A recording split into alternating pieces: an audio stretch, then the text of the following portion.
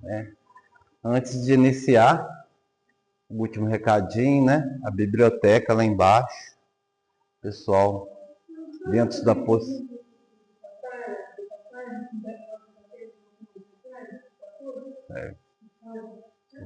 Falou. Falar lá da biblioteca, né? Muito importante, nós temos muitos livros lá, recebemos alguns livros, bastante lá de Machado também. Nós espíritas temos que conhecer, nós temos que ter uma fé raciocinada, nós temos que saber como funciona a vida para que nós possamos colocar em prática até aquilo virar um hábito e nós podermos viver melhor. O aprendizado ele só ocorre quando ele vira hábito. Você não precisa pensar para fazer. De repente alguém fala alguma coisa para você, você reage certo, é sinal que você aprendeu.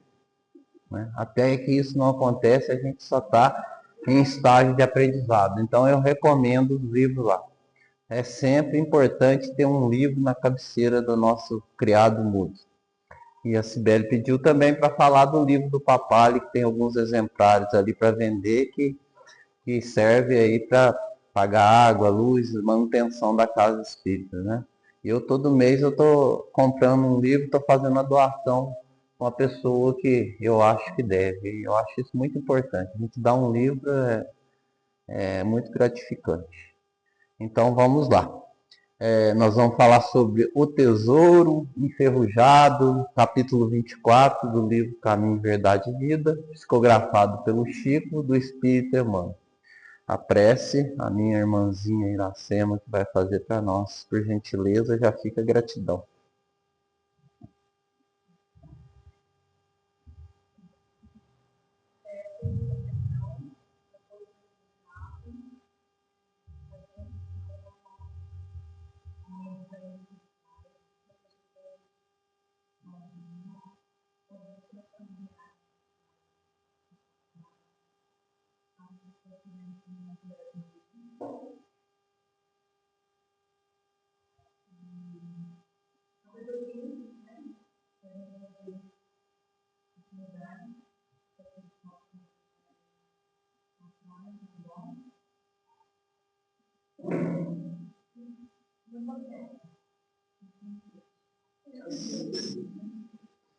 Então nós vamos tratar sobre tesouro enferrujado.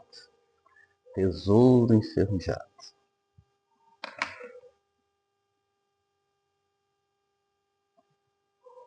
Aí, como sempre, Emmanuel pinça uma frase da Bíblia, né? Hoje ele foi em Tiago, capítulo 5, versículo 3.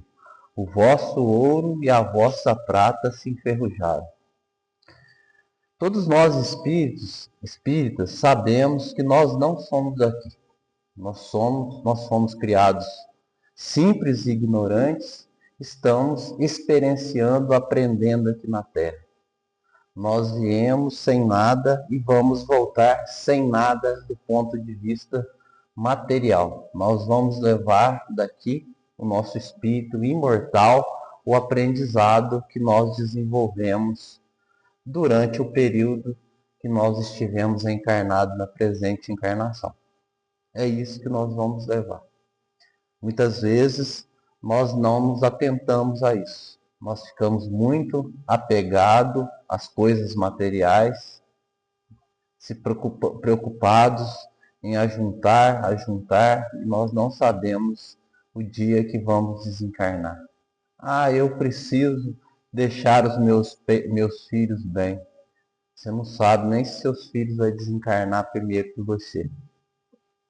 Nós devemos, sim, ser previdentes, ter uma reserva, mas nós que temos que ter as coisas não podem nos ter. É isso que fala o nosso estudo da noite. Tesouro enferrujado, as más escolhas, as nossas atitudes errôneas. E o Cristo, que é o governador planetário, e o Deus nosso Pai, nos empresta tudo com muito amor para que nós possamos ser fiéis depositários de quando nessa jornada encarnatória. E muitas vezes, infelizmente, nós nos tornamos infiéis depositários. Nós não sabemos lidar com as coisas que estão nas nossas posses, né? Muitas vezes nós só pensamos, né, na nossa família, nós só pensamos em ganhar mais e mais. Mas nós vamos estudar um pouquinho à frente que tem atitudes, paixões edificantes, que sem isso o homem não evoluiria. É necessário essas paixões, mas tem que ter a ver o equilíbrio. Como sempre nós falamos aqui, que a razão está no meio. O equilíbrio de tudo está no meio. Aí Emmanuel começa lá. Os sentimentos do homem, nas suas próprias ideias apaixonadas, se dirigidas para o bem, produziriam sempre os mais substanciosos para a obra de Deus. Gente, isso aqui é fantástico, isso aqui que a Emmanuel colocou. Se bem direcionados para o bem, produziriam coisas maravilhosas para obras de Deus. Vamos dar um exemplo simples disso. O dono de um supermercado, quando ele abre um supermercado, ele gera emprego, muita gente são empregadas ali, e ele está contribuindo para a obra de Deus, gerando emprego. Está gerando emprego. Aí ele pensa em expandir um segundo supermercado. Ele está contribuindo para a obra de Deus. Agora, a partir do momento que ele quer ganhar mais e mais e não paga o suficiente para os seus empregados, não quer explorar os seus empregados através do excesso de trabalho, ele não está contribuindo para a obra de Deus. Ele está deixando se levar para aquela palavra que sempre nós falamos aqui, pelo egoísmo. É aí que se trata os tesouros, o ouro e a prata enferrujada. É aí que estão os nossos equívocos. É aí que nós não estamos no meio, nós estamos no extremo, onde as coisas começam a nos prejudicar, começa a complicar na nossa encarnação. Então, nós devemos saber, como diz Jesus, um espírito puro, né? E a característica, eu já falei isso aqui, do espírito puro é falar muitas coisas em poucas palavras, né? Nós temos que vigiar e orar, vigiar as nossas atitudes. Nós não podemos nos deixar levar pelas nossas paixões. As nossas paixões, elas devem existir, só que nós temos que dominá-las. Nós vamos ver um pouquinho isso aqui na nossa frente, aqui, um pouquinho à frente. De modo geral, vemos o amor interpretado tão somente à conta da emoção transitória dos sentimentos materiais, egoísta, orgulho, vaidade, a falta da razão e do equilíbrio. Quando nos falta a razão, o equilíbrio, nós erramos. Quando nós passamos a julgar o outro, nós erramos. Nós devemos ser severo conosco e caridoso para com o próximo. Essa é a máxima de Jesus. Conosco, nós temos que examinar, como diz Santo Agostinho, todos os dias, quando nós formos deitar, o que nós fizemos de bom e de ruim durante o dia, e fazer uma revista de tudo que nós passamos no dia. E aquilo que foi bom, nós devemos copiar. E aquilo que não foi tão bom, nós devemos extirpar de nossas vidas e procurar no outro dia fazer de forma diferente, para que possamos a cada dia nos aperfeiçoar, a cada dia procurar desenvolver o nosso espírito. Só assim nós melhoraremos. se nós vivermos todo dia simplesmente levantando, fazendo as coisas no automatismo, as coisas repetidas e não raciocinarmos o que nós estamos fazendo, quais são as nossas atitudes, nós não evoluiremos, né? De jeito nenhum. E principalmente nós vigiarmos, como disse Jesus, eu já falei, principalmente os nossos pensamentos. Qual que seria mais fácil, Marli? Vir na casa espírita hoje e ouvir o seu amigo aqui falando, ou tá sentado no sofá, tomando um chá, tomando um café, assistindo um programa, ou passando o dedo no celular? Qual que é mais fácil? Mas é o mais edificante? Não é. É isso que nós falamos, são esses os extremos. É isso que é vigiar, que Jesus falou. E o Jesus sempre tem que ser a nossa luz, gente. Jesus, o tempo todo, os 33 anos que ele passou na Terra, ele trabalhou, o tempo todo trabalhou, né? Pregou, curou, andou. Né? Aí você vai falar assim, olha, mas Valdir, ele ficou no ventre, ele foi criança, como é que ele trabalhou? Olha, quem estuda doutrina espírita sabe. Quando ele estava no ventre, quando ele era criança, ele vivia nos dois mundos. Hora nenhuma ele deixou de ser o governador da Terra. Né? Um espírito puro não depende de estar o espírito dele completamente preso no feto para poder estar dirigindo a Terra. Né? Um dia nós chegaremos lá. Né? O espírito, quanto mais grosseiro ele é, mais acoplado ele fica no feto. Mas ele fica ali sem saber o que ele está fazendo. Quanto mais evoluído é o espírito, menos ele tem necessidade de ficar ali e ele pode continuar a trabalhar. E o que é trabalhar? É você lapidar esse tesouro, esse ouro e essa prata para não deixar enferrujar. O trabalho ele é necessário o tempo todo. O tempo todo. E à medida que nós vamos desenvolvendo, nós vamos vendo, o Livro dos Espíritos nos fala isso perfeitamente, nós vamos nos dedicando mais ao trabalho intelectual. Nós vamos abandonando mais o trabalho braçal. E o trabalho braçal também vai se desenvolvendo. Hoje, o que as máquinas agrícolas fazem hoje? Onde trabalhava o 100, hoje um trabalha. E é necessário? É necessário, porque houve desenvolvimento intelectual. Poucas pessoas querem trabalhar na roça. Está errado? Não está errado, não. Vai ter trabalho para todo mundo. Deus obra até hoje, Jesus obra até hoje. Jesus vai prover tudo isso. Ele vai dar desenvolvimento intelectual para o homem, onde novas formas de trabalho vão acontecer. E os trabalhos braçal vai ficar mais para as máquinas mesmo. Né? O trabalho braçal é sinônimo de quê? Sacrifício. Né? As pessoas, à medida que vai se desenvolvendo, elas vão querer mais trabalhar de forma intelectual. Né?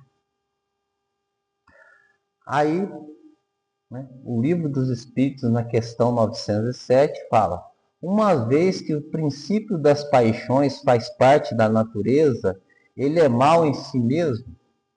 Não, a paixão está no excesso aliado à vontade, pois o princípio foi dado ao homem para o bem e pode levá-lo a grandes coisas. O abuso que dela faz é causa do mal. Gente, as paixões foi colocada no homem para o homem desenvolver. Imagina se quem desenvolveu o telefone celular não tivesse a ambição de desenvolver o telefone celular, de ganhar dinheiro. Né? Quantos empregos são gerados através do celular, através da internet? Quantos empregos? Né? Tem que ter essa paixão. O excesso que é ruim.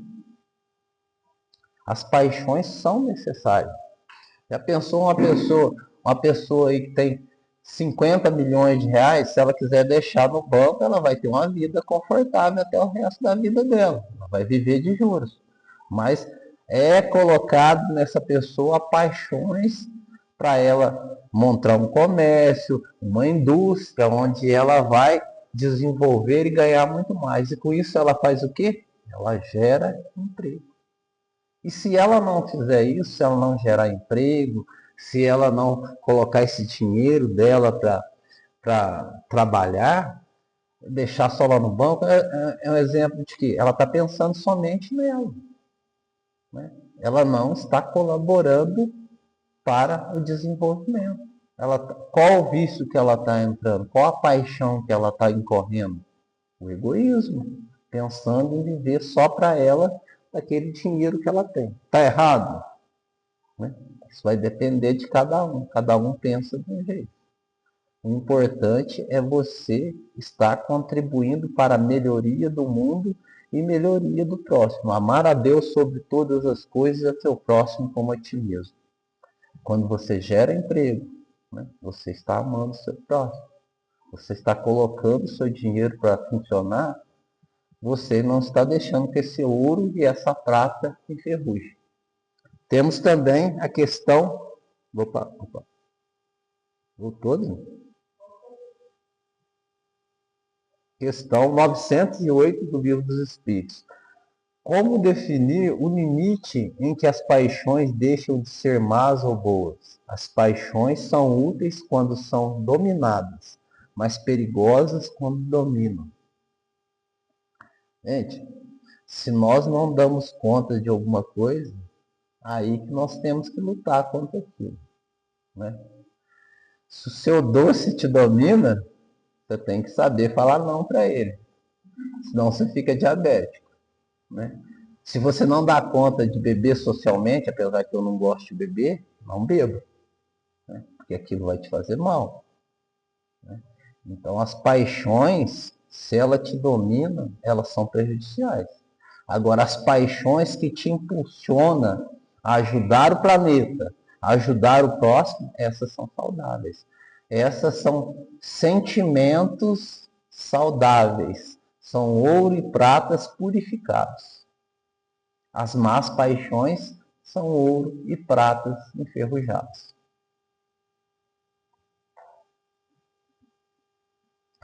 Todos os sentimentos que nos foram dados por Deus são sagrados, constituindo ouro e prata de nossa herança, não devendo nós deixar enferrujar no transcurso do tempo. O nosso corpo é uma dádiva de Deus, é uma paixão saudável. Nós que estamos aqui hoje, nós não temos problemas físicos graves. Nós não temos. Né? É uma dádiva de Deus. E mesmo se nós estivermos, seria uma dádiva de Deus do mesmo jeito. Porque ninguém passa por aquilo que não tem que passar. Se nós passamos com o sentimento que Deus está fazendo o melhor para cada um de nós vamos passar bem. Mas nós devemos dar graça por tudo que nós temos. Já pensou, gente? Levantar cedo e você não... Levantar cedo e você acordar cedo? Deixar de ver aqueles canarinhos que a gente vê, que a gente nem coloca feição neles muitas vezes, nem dá atenção. A pessoa, você acordar cego e não ver um netinho seu, um filho. Né? Então nós somos abençoados o tempo todo, com tantas coisas boas. Né? Eu sou esses nossos antepassados aí, queria ir numa cidade daqui no Rio de Janeiro e montado numa mula, quanto tempo que demorava? Quero ir ali no Rio de Janeiro, você sobe num carro aí, 6 horas você estava lá. Quem tem mais condição, pega um avião, 1h30 está lá. Olha como é que Deus é bom. Olha como é que essas paixões para o bem, que é o avião, que é o carro, nos faz pessoas melhores, e as paixões para o mal nos faz pessoas piores. O avião, quando desviado para a guerra, o carro, quando usado como arma para se vingar de uma pessoa que ocorre. Já vi muitos casos disso na minha profissão. Ou então a pessoa embriagada usa o carro como arma. Então, essas paixões são fundamentais. Só que nós temos que domá-las. Domá-las, né? E domar significa nós estarmos atentos. Nós estarmos, como diz Jesus, vigilantes. Vigilantes o tempo todo. Eu acredito, aí já é percepção minha, não sei se a Cláudia ou outros concordam, que o grande problema na atual encarnação, principalmente meu, é de pensamentos. Os pensamentos nos vêm o tempo todo e nem sempre eles são pensamentos saudáveis. Se você não dominar esses pensamentos, ele te arrasta. Pensamentos egoístas, pensamento que pede para que você deixe para depois, prorrogue, né, as coisas que você tem que fazer, não, deixa isso para depois, deixa isso para depois. O ser humano ainda está num estágio de desenvolvimento, mas umas coisas que acontecem às vezes que a gente não sabe falar o porquê. A gente não tem tempo às vezes de ligar, de visitar alguém, mas se morre a gente vai no enterro. Essas são as nossas escolhas. Esse é o ouro e prata enferrujado. Quando nós poderíamos ir, sentar, tomar um café, colocar prosa em dia, aí seria um ouro e prata refinado. E por que isso? Porque a gente está correndo atrás de ilusões, muitas vezes de ganhar mais, de fazer mais. E muitas vezes a gente adquire uma pressão alta, uma cardiopatia, porque a gente se deixa levar pelo excesso. A gente não se pauta na razão. E tudo isso é prejudicial para o nosso corpo físico. O nosso corpo físico sofre com isso. Aí vem o desencarne prematuro. Aí nós voltamos para o plano espiritual antes da hora. Aí chega lá, não era a hora de você voltar não, você voltou muito antes. Mas por quê? Olha, tá aqui, você fez isso, você correu atrás do vento muito tempo. Coisas que não eram importantes para o seu espírito, pois somos espíritos imortais, você estava correndo simplesmente atrás de coisas para o seu corpo. Aí é necessário você refletir, às vezes você fica meio decepcionado, você entra na pequena depressão, aí a Adriana vai atender você lá no plano espiritual.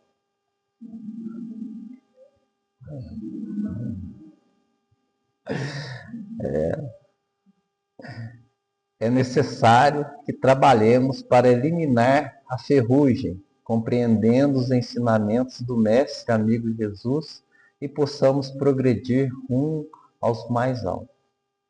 Como eliminar a ferrugem do ouro e da prata? Eu já adiantei aqui no começo, que eu sou muito linguarudo, eu falo mesmo, né? Através do trabalho,